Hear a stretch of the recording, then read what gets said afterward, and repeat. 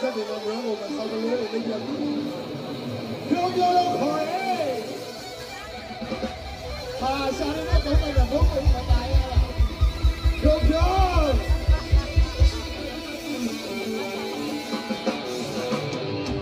ဟာဂီတာလေးနဲ့တက်သွားတာလား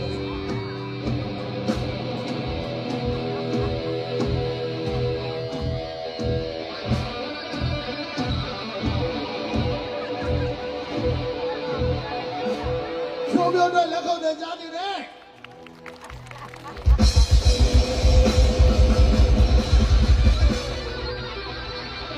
ဝင်းချုံနေတဲ့မျက်နှာနဲ့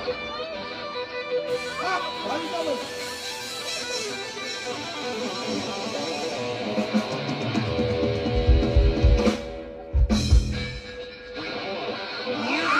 တော်ပါပြီအဲ့လာကြီးကစောက်ရက်တိုက်နေတယ်လို့ပဲဘုံမင်းသားလည်းမင်းသားနဲ့မတူတော့အရှင်ကြောင့်မင်းဘိုးဘိုးကြီးကြတယ်ပေါ်ဝါလေးအဲ့ဒါ